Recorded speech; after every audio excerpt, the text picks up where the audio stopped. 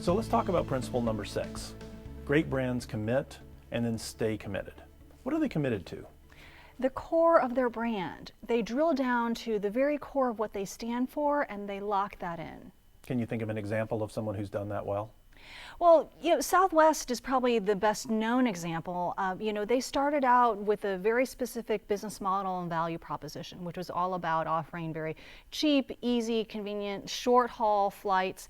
And they forewent some of the traditional ways that airlines become profitable, not serving meals, not offering first class. And they've continued to stay very committed to those principles, and that's why they are so profitable now. Yeah, I mean, it's an example we all know, but it's such a great example of really sticking to something that you're willing to stay committed to. Yes. Because I think that's an interesting point, being willing to stay committed. I mean, they knew that that's where they wanted to go, and they've stayed there all along. Well, and that's the benefit of having your brand be your focus, because it's not just one aspect of your business where if you end up, let's say, if your technology strategy is really leading you to important innovations now, that may be something that over time could end up being a pitfall for you, because you might overinvest and overlook opportunities in other parts of your business, whereas your brand is really the central unifying idea of your business, and so that's why it makes the most sense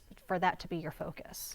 Yeah, what struck me in the pitfalls of focus was that it's almost like the adage that sometimes your greatest weaknesses are your strengths overused. And I pictured like a distribution-oriented company thinking that if we just have more outlets, or a sales-oriented company thinking if we can just drive revenue. But it always seems the story is that they've pushed even technology past the point of true returns into the point of diminishing returns. And that can be said for being customer focused. I think customer centricity is such a popular term, and people feel like they need to put the customer first.